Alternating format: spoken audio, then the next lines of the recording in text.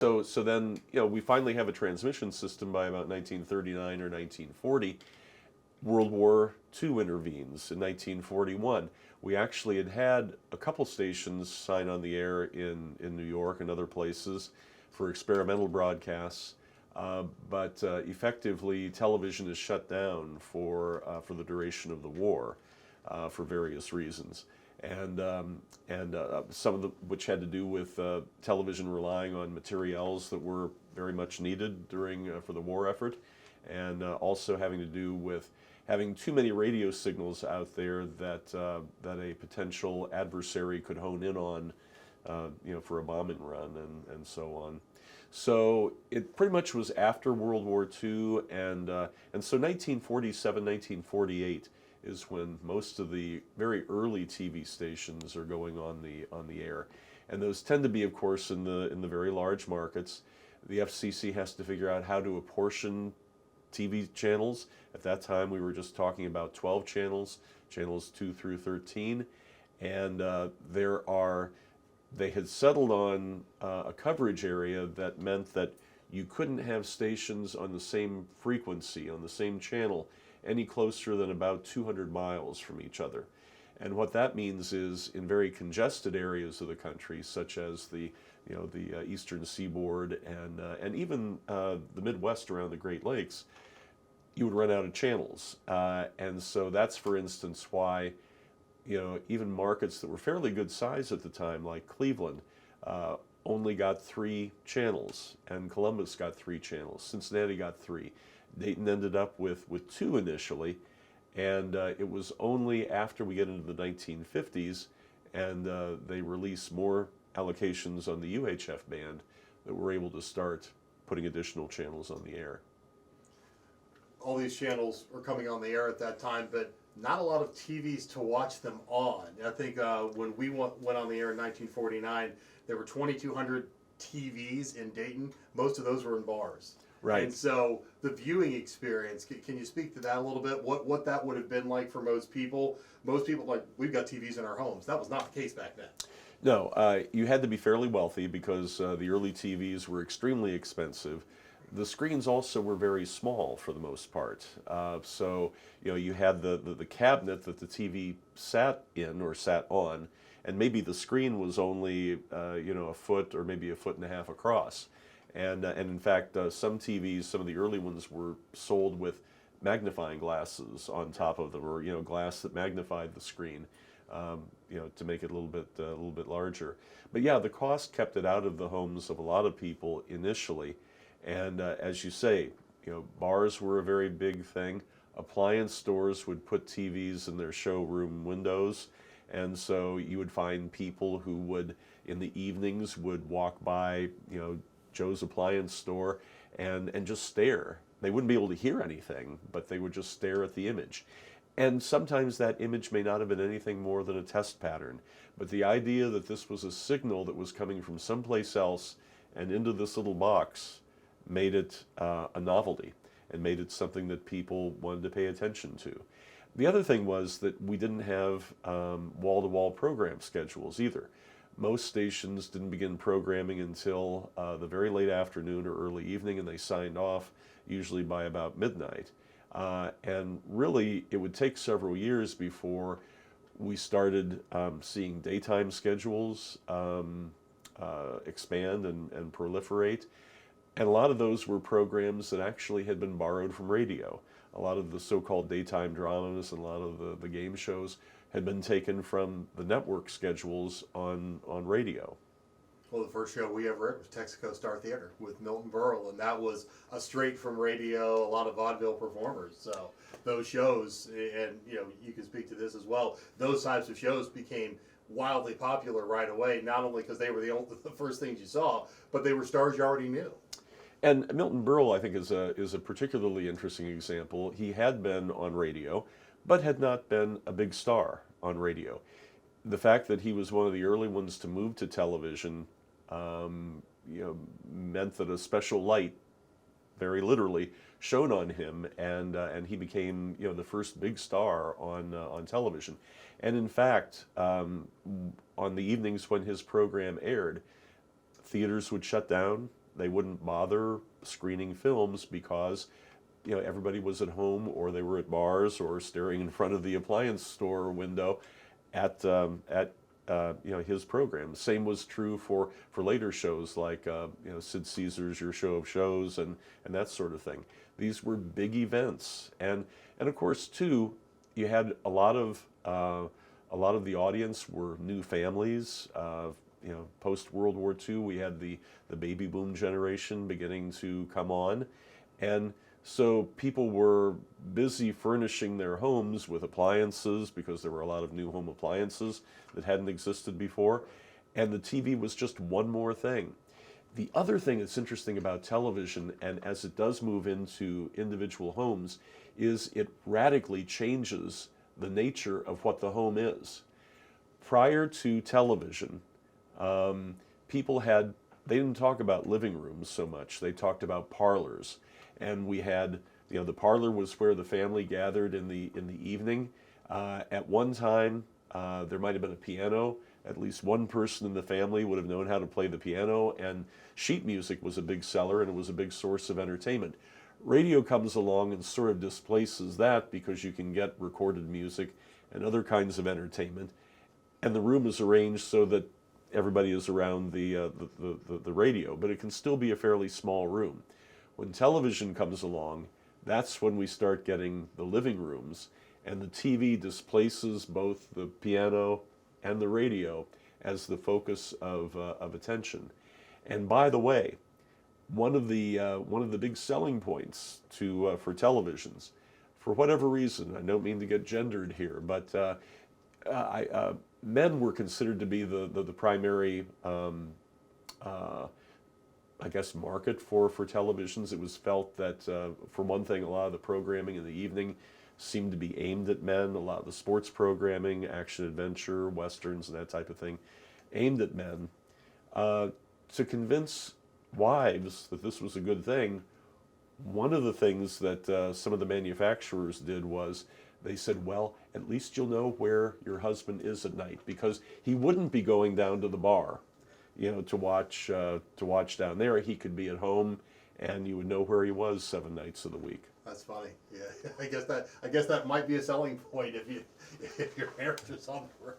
Well, certainly, we think about the 50s and very traditional kinds of families.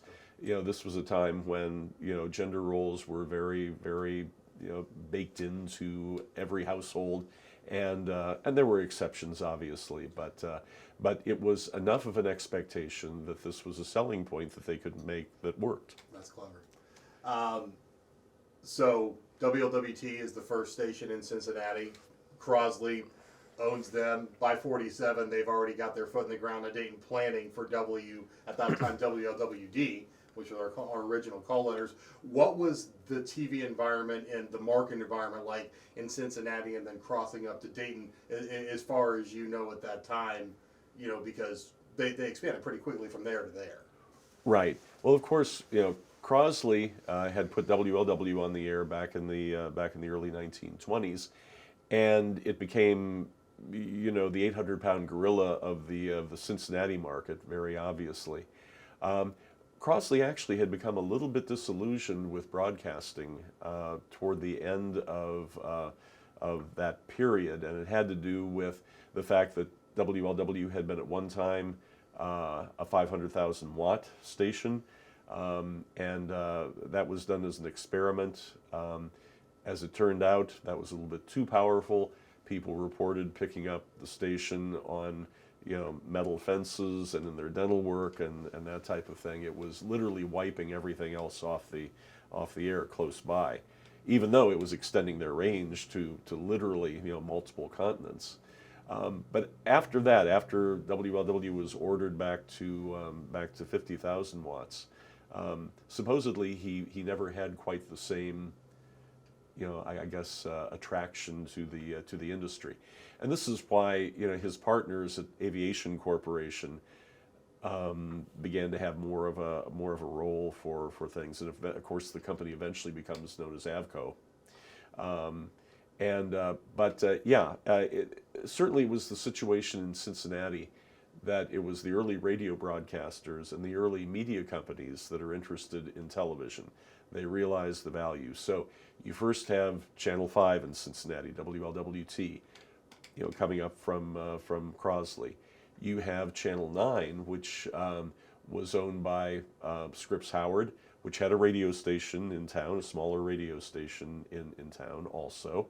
And then you had the Taft family, Taft Broadcasting, which put Channel 12 on the air, and they had WKRC radio for a number of years and would put WKRQ on the air as well. In Dayton, obviously Channel 2, from the Crosley family, but you also had WHIO, which your competitor, which was put on the air, one of two stations that the Cox family would actually put on the air and continue to own up to this point, the other one being in their hometown of Atlanta, or their adopted hometown of Atlanta. And actually, excuse me, actually, the third station in Dayton originally also originated from a radio company. Channel 22, when it was first put on the air in 1953, was put on the air by a company that owned, at that time, WONE radio, and would eventually own WTUE. Yeah, you can certainly, any station that's kind of in the middle of the continent at night, you can pick up even here. I for years, would listen to stations out of New Orleans, for example. St. Louis is a good example. Nashville, in many respects, country music was spread through radio. The Grand Ole Opry programs on 650 down there. WSM, right? WSM, yeah, the 50,000 watt blowtorch of Atlanta. Yeah, and that was going everywhere. Or excuse me, Nashville. Yeah. When I worked in Dothan, Alabama, in the southeast corner of the state for a long time, and one Friday night going to a high school football game, because I did sports at that time, I was flipping through to see what other high school games I could catch, and I caught 700 out of Cincinnati. The Reds were playing the Astros on a Friday night. Yeah. I'm like, it's Marty Brenneman. And so I caught it maybe for a 5-mile stretch, and then it crackled away and went. But that's Marty and Joe. It was not Joe at that point, but that's Marty. That's great. But the AM reach is massive, to be certain. And and there's such a thing as television, Skip, too. I up in Mansfield, I could pick up. Well, I actually picked up Channel 2 up there. Yep. You get a nice cold morning and that type of thing. For whatever reason, atmospherically, that would help. The signal. Yeah. Now Channel 7 I never did, because the Channel 7 I would get was the one out of Wheeling, West Virginia. Mm-hmm. But I was picking up stations from Erie, Pennsylvania, and just literally everywhere. Yeah, I had a digital tuner on the TV in my office at my last job when I was the news director there. And again, Dothan in the southeast corner, every now and again we get the Mobile stations clearing up through the digital tuner. Yep. But that was really rare, that they would not be just a garbled mess. Yeah. But, occasionally sunspot activity will also affect you. Not only you'll just occasionally get. It'll completely skip over local stations, and you'll get maybe like a Detroit TV station or something like that. It's really weird. Cool. Where we're calling. All right. Okay. We talked about Milton Berle. You mentioned Sid Caesar. Those were big national brand names, but we did have some people who started locally who grew into be massive deals, especially for this region. I'm thinking about Ruth Lyons. Oh yeah. Who radio, then into TV, then when she jumps to WLWT, brings those advertiser with her. Give me kind of a little bit of a history lesson on Ruth Lyons, because she is regionally one of the biggest stars we've ever had. Yeah, and she was. I think the word gets overly used anymore, but if we really wanted to appropriately use the word icon, she certainly was iconic.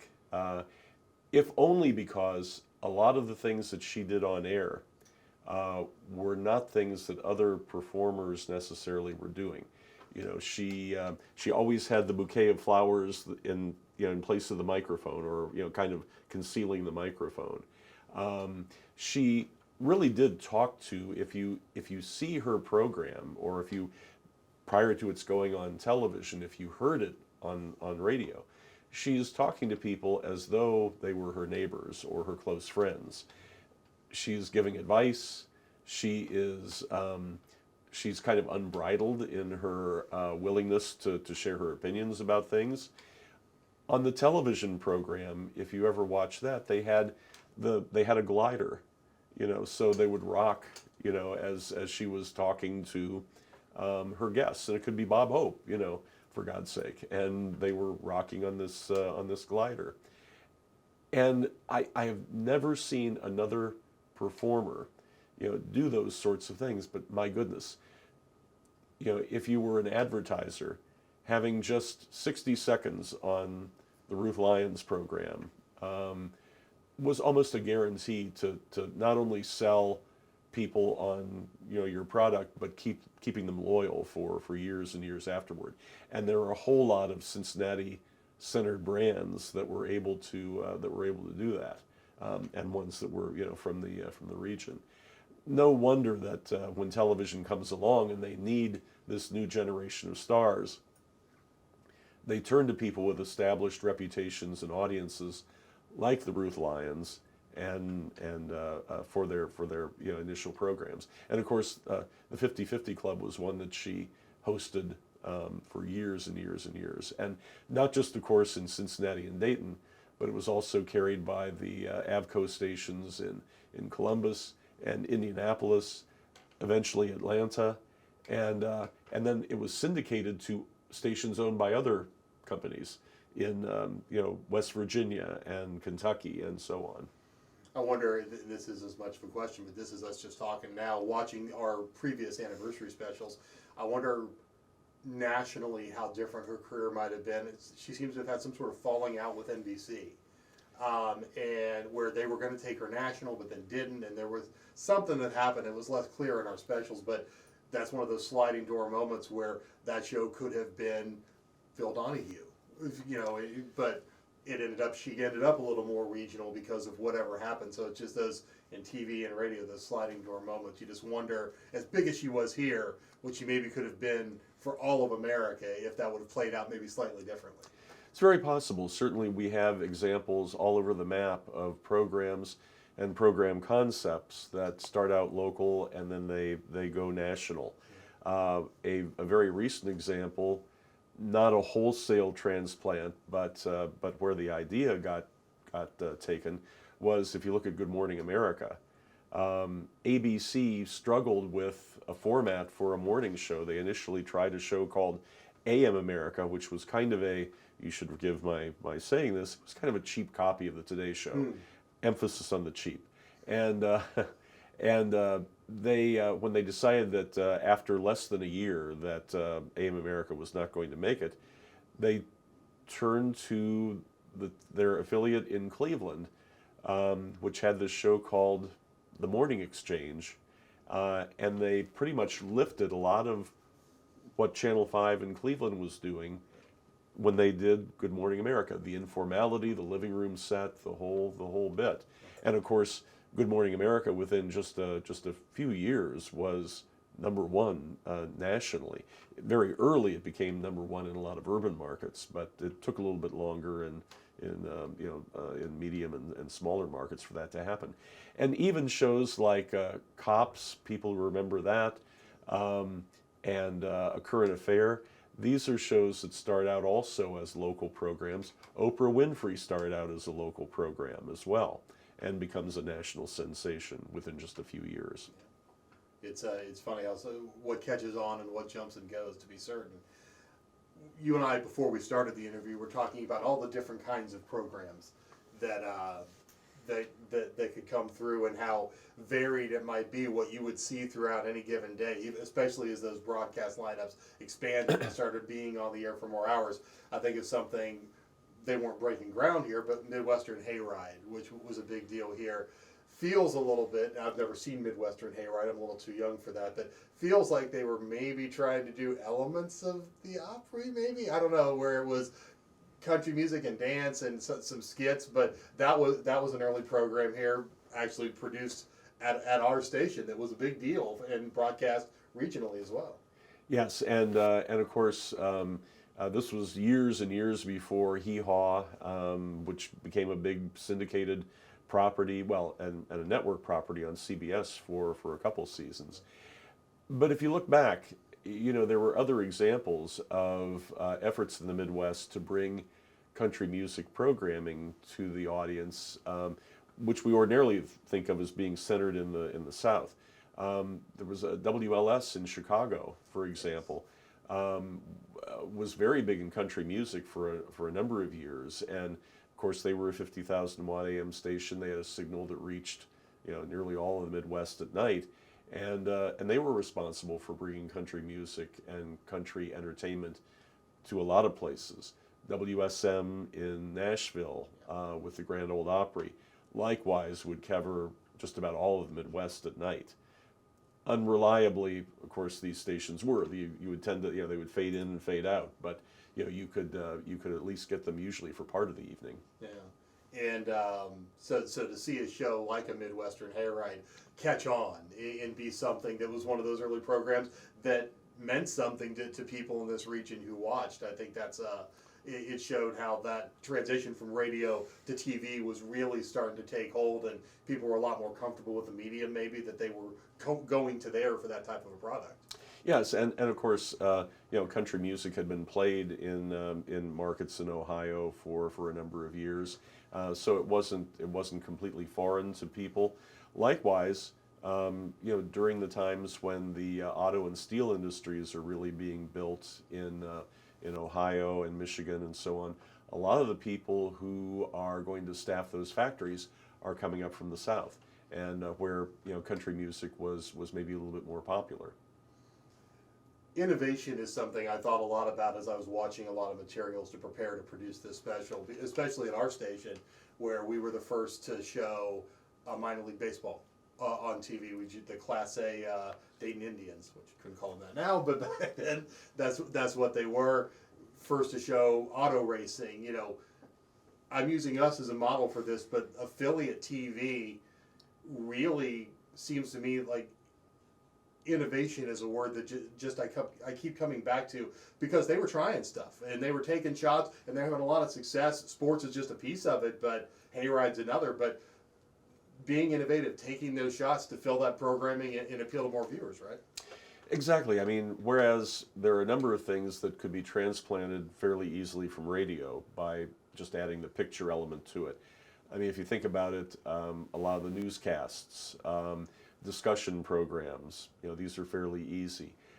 Situation comedies, variety programs, dramas, all of these existed in radio before they were moved to television, and some of them actually, the very program moves from radio to television. A lot of the older daytime dramas, for example, start on radio and then they get moved to television. Dragnet was a hit on radio long before it was on television. At the same time, not everything works quite as well, and you do have a lot of time to fill, and so there's a language for television that has to be developed, just as it was for film. A lot of traditions. There are a lot of formats that have to be discovered, and so in the early days, in those days, the budgets for programs were so limited that there was very little to lose by trying something very innovative. And so, as we were discussing, there was a station here in this area that early on, for a prolonged period in the afternoon every day, pantomime to photograph records. They had a small group of people. They had backdrops that they would roll down, little props that they would bring out, just simply to kind of suggest what a visual rendering of that song might look like.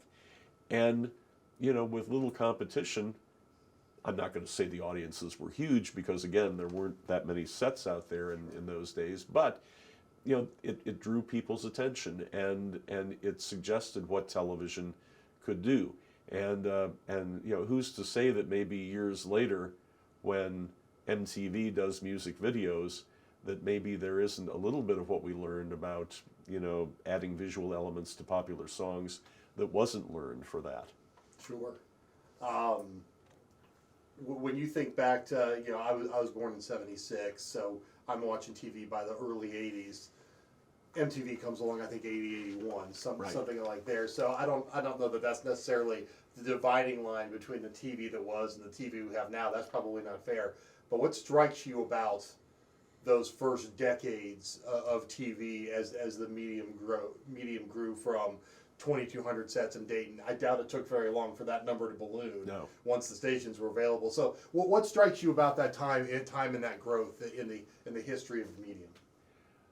Well, the thing that, of course, strikes everybody watching programs from the 1950s, for example, and early 1960s, is how innocent, in many respects, they were, how bound they were to a particular worldview about notions of family and work and gender roles and even racial identities as well. It took us quite a while before we started seeing, for instance, African American characters in the lead in television programs where they weren't, stereotyped and in a very negative way. And so I really look at there being kind of prior to, you use 1980 as a possibility. I'm going to say 1969, 1970 was another inflection point for television. And this is something actually I do with my students. I look at a series of female characters, for instance, over time, and I look at Marjorie Lord, for instance, and Make Room for Daddy. I look at Marlo Thomas. I look at Mary Tyler Moore. I look at Murphy Brown. So I go with all M's here, and that's a mnemonic that's easy to remember. But also, as it happens, those four characters, those four women, represented an evolution in how we look at women.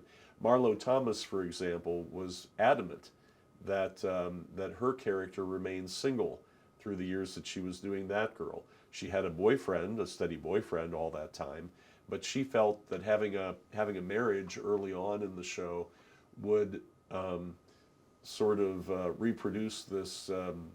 What she felt was a needless fiction that a woman had to get married at a particular point, in order to be viable as a woman, in U.S. culture.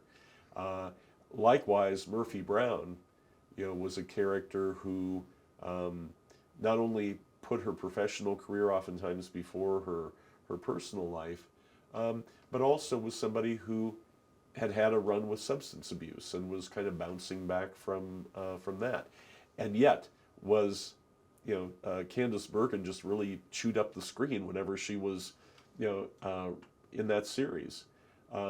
Mary Tyler Moore gets a lot of attention for having a show that was equal parts workplace comedy and domestic comedy, so illustrating that you can do both, and again, you don't have to be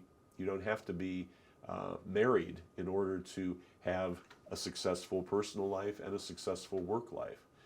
That a lot of people forget that the Mary Tyler Moore Show, the pilot, she has come to Minneapolis because her this relationship that she had been kind of nurturing falls apart, and even though over the next 7 seasons or whatever it was, she dates, she never really has a steady boyfriend, over that time, and again, that suggests that her work relationships and her personal friendships, were the things that were most important to her. Well, and this is at a time, networks now would give their right arm for the number of households that were watching these shows back then. I know the Super Bowl just did an insane, like 160 million people watched, but there'd be 30, 40 million people watching network TV every night. And so, you really are speaking to a lot of America and showing them things they haven't seen before. Right. Well, you have the character in the film Network saying that all she wants from life is a 30 share, and meaning that 30% of all the viewers are watching her program. Yeah. That used to be the standard that defined when a program got canceled. If it dropped below a 30 share, it wasn't viable. Well, today, if you have a show that has a 6 share, that's considered to be a hit, because the audience is so fractionalized now. Yeah. Well, that kind of leads me into my next question. I was going to flip my previous question on its head. What struck you about that early time? What we've seen happen since with cable exploding, now streamers and everything else where, network TV is not what it was. And, there's no putting that genie back in the bottle. The world of television is so vastly different now. I'm going to ask the same thing. What strikes you about how far we've come in this headlong rush in the last 30, 40 years where it's so diverse and fractured now? I think the big question that we're going to face, that the industry is facing, is how much can we support, how much is sustainable in terms of how the various stakeholders are going to pony up money for this choice. We know that advertisers have a lot of choices now. One of the reasons that the Super Bowl gets the attention that it does from advertisers and from people who write about the media and from audiences is this is about as close as we have to a regularly scheduled universalizing event. And so if you want to launch a new product, if you're an Apple, for instance, and you want to launch the Macintosh computer, you pick the Super Bowl and you do this iconic 1984 commercial because you know it's going to reach the maximum amount of people. And of course, that was a very successful product launch. And anybody who watched the Super Bowl that year and saw that commercial remembers how it's kind of seared into their memory.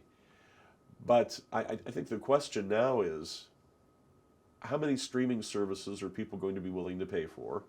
We're already seeing there's going to be some consolidation there. So-called FAST channels, which are free advertiser-supported television. That's what FAST stands for. Services like Pluto is probably the most developed example of that now, are really gaining traction because they seem to marry two different competing conceptions. On the one hand, they are widespread enough that they're available nearly everywhere, but they also specialize. So you can have a channel that's nothing but Star Trek. You can have a channel that's nothing but Saturday Night Live, for example. And it's advertiser supported, meaning you don't have to pay for it. Previously, if you wanted, the more specialization you wanted, the more you were going to have to pay. And so what is going to be the new mix? There probably always is going to be, I just really went out on a limb there, there probably always is going to be some local broadcast television because people are going to want to know what's going on around them. They're going to want to know the weather forecast. They're going to want to know, what is traffic like on my way into work or on my way home. But in addition to that, what's the mix going to be like? I'm willing to pay for a certain number of things like TV series that are really, really revolutionary, that are high dollar value, but I'm probably not going to be willing to pay for a lot of those, because it all adds up. And we do know that there is, the question used to be how high is up with respect to cable when it kind of led everything. Yeah. Well, the cable companies are losing subscribers by the bucket load now. So, this idea that people pay what they pay, even for a finite but a large number of channels, that model seems to be not working anymore. So what mix of models is going to replace that? And I think that's our big question going forward. Sure. You've covered everything I had. Joe, is there anything you thought of as we talked that you would want to fire out? I mean, I guess on that last subject of streaming and broadcast is, what do you think is the next inflection point? You have you mentioned you're Mary Tyler Moore's. Yeah. Is there a figure today who is kind of leading that charge? Well, that's a very good question because again, we don't have the universalizing experiences that we used to. I'm going to look at look at you because that's what I've been doing up to this point. That's perfect. Yeah. We don't have the universalizing experiences that we used to. Maybe a Beyonce is somebody who is well enough known among a large number of people that the things that she does could be a pivot point.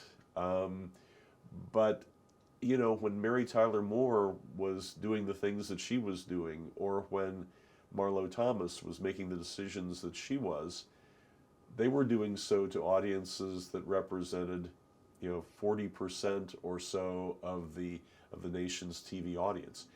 Nobody has that kind of audience, and nobody has that kind of familiarity. Beyonce is well known among, you know, a segment of the population, but my parents, for instance, have very little idea. They probably heard the name, but they've never seen her, and they don't know what she is known for, and therefore she's going to have minimal influence on you know, their tastes and so on. Sure. And likewise, you know, the durability of a lot of stars, I think, is naturally limited in this country. I often think in the UK, I mean, the best thing to be is a star in the UK because they love you forever. But, you know, they still love Lulu all these years later. Yeah. But, you know, in the US, you know, your candle doesn't burn forever. Here today, People, gone tomorrow. yeah, people do forget. And so that also means that you're limited by cohort. You're limited by the generation that really fixated on you and was really influenced by you. Anybody younger who comes up later probably is not going to be fixated. People today, for instance, have a very different view of MTV than you or I would. Yeah. Certainly they're not going to do as I did when MTV first came on the air and you know, come home and turn it on and just watch. You know, oh, I've got a half hour here, I'm going to watch MTV. Nobody does that. Well, of course, nothing on MTV is worth watching for a half hour anymore, but you know, that's just my opinion. But that point's well taken is that there aren't things that are just drawing people. There you know, what was it, NBC that was must see TV? Yeah, Back in the exactly. day? Yeah, Yeah. There's no Thursday night Seinfeld Friends lineup anymore. You know, there might be a show people like for a while. Like This Is Us was popular, but then that's only for certain people, and then that's fleeting. Then that's gone. You know. Right. There are programs that make a big splash, but then they do go. I guess if you want to talk about something that maybe cuts across generations a little bit, it might be a show that's on the air long enough, like a Law and Order, to maybe build a slightly deeper audience when it comes to age cohort. But even then, I think that, you know, unless you replace the cast or something like that, you've got a cast that's aging there, and they probably not going to appeal to younger viewers as much. End of the Jack McCoy era tonight. His last episode on Law and Order is tonight. Yeah, yeah. After I think they said 400 episodes, he shutting it down. You kind of wonder about how long Mariska Hargitay, you know, is going to Yeah. continue. I mean, she is such a focus for Law and Order SVU. Well, she's kind of their showrunner, though, so that gives her a gravitas that just an actor might not have. I mean, she's basically taken control of SVU. And, Right. And they have a whole Law and Order night. NBC has night. There's Chicago night and Law and Order night. It's Well, and America's Got Talent night, you know. and this is the other thing, you know. Of course, Hollywood. There's less of a difference between the film and the television communities now than there used to be. And just as the film community now is very risk averse to the point that they have to reboot everything and they have to do sequel upon sequel upon sequel. Television is going to be the same way, you know. So if one Law and Order is good, then a night of Law and Orders is better, or the same way with NCIS, or you know, if The Bachelor is good, then The Golden Bachelor. Why not do that as well? And you know, it's fine, I guess. It's a proven concept. It's not as difficult to sell to advertisers because it has a built-in maybe audience. But there's something about innovation that gets lost there. And it's the same way in radio, frankly. When we started allowing companies to own half the radio stations in a market, they started playing it safe and they stopped innovating. You know, the last totally new, or, you know, mostly new format in radio was urban contemporary, and that came along in the late 1970s, early 1980s. There's been nothing really new since. No, they don't need to. Well- that there's nothing that's pressed. They aren't feeling that pressed to do it because, especially with Sirius now, so many cars just have that automatically built in. You're not even hearing. I've got an older car. I get terrestrial radio. Most people don't. Yeah. Well, actually, everybody gets terrestrial radio. Well- what they don't have are CD players. Yeah. But how many people ever turn it off of Sirius? I'm sorry. How many people ever turn it off of Sirius in their car now? Hardly anybody, I don't think. Actually, yeah, and the radio people will tell you they never really worried about Sirius that much. What they worried about was the ability to really, really specialize.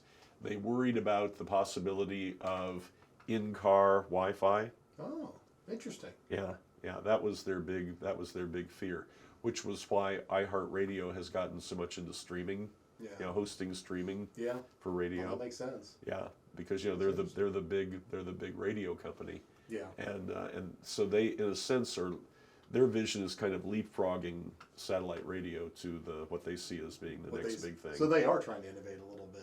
A little bit, yeah. A little bit, maybe not a lot. Well, but not a in little terms of content, in terms of technology, connectivity, distribution to viewers, distribution or systems. listeners in this case, Yeah, I mean, actually, I would argue radio needs to innovate, but they aren't. They are not picking up listeners from the young, and I mean, I can remember, and for years this was true.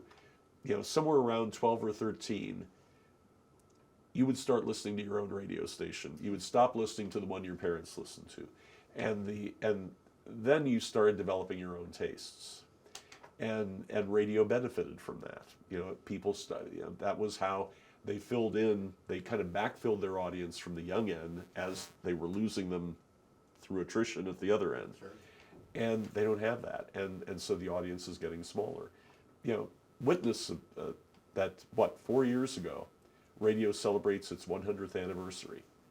Do you remember the big party, the big celebration of that? No, I don't either. No, Nobody there wasn't did. one. No, exactly. And even the radio There should have industry, didn't do it because basically the 2 or 3 people now who work in any given station were too busy programming 5 or 6 other stations at the same time to take a moment and do that. I'm going to be honest, I didn't even know 4 years ago was the 100-year anniversary of radio. Yeah. I'll do you one better. Not only did we not throw a party, we didn't even know it happened. So. Exactly. Well, this was great. I really appreciate you taking the Oh, time. well, I hope I gave you some stuff that you can use. This is great. Obviously, I've only got 30 minutes. I'll be using some snippets of this as long as you're comfortable with it. Sure. I'm going to do a lot of stuff where the full interviews I do with people are going to, in their entirety, go online. Uh-huh. Is that all right with you? No, that's fine. All right. I actually have one more question. Okay, I didn't all think right. About it. Since you mentioned innovation in general, where do you think broadcast needs to go to innovate? And you kind of mentioned as well with kids, they grow up with their parents' radio station and they get their own. But I mean, I feel like I meet a lot of people on the street and they say, "Yeah, I've watched you forever," and sometimes they're a kid or they watch their parent stations and they still watch the parent station. Yeah. Yeah. I think that's a really good question, and I don't have a real good answer for you, unfortunately. I think that if, and were you thinking broadcast, or were you thinking radio specifically, or were you thinking television too? Television. For us, Television yeah. too. I think they need to hire young people and put them in. I saw it dying. You poor guy. I saw it dying. You're It was fresh batteries. You're saved by the bell or the light. Ugh. Yeah. Just I wonder about our industry if everybody who's going to try and keep going at the affiliate level is going to go to some level of almost like what Spectrum News 1 is doing, but do it online. yeah. So anytime I go to the 2 News app, I'm seeing somebody talk about something. I don't have to click on stories. I can watch a real person sitting at a desk, and you're almost like what ESPN News used to do in the day, where there's a guy jockeying stuff for a couple hours, or what Spectrum's doing now. I wonder if that isn't long term the only way. Well, there was a lot of hope, I think, that people had for the multi streams, that are possible now with television. Yeah. and that might even facilitate micro broadcasting, where we're actually doing things kind of at the neighborhood level and, Yeah. and all that. There was a lot of discussion about that a few years back. Yeah. ESPN was talking about trying some sort of model where maybe we just have local sports people everywhere. Sure. And then that didn't come to any fruition. Right, and you know, and you could do. There are certain formats that you could do that for. You could do high school football games, for example, yeah. and the way some markets do anyway. Yeah. But the problem is, content creation takes resources, takes money, and if you're going to, you know, look at what has proliferated on those sub-channels, you know, it tends to be classic television of various sorts. Absolutely.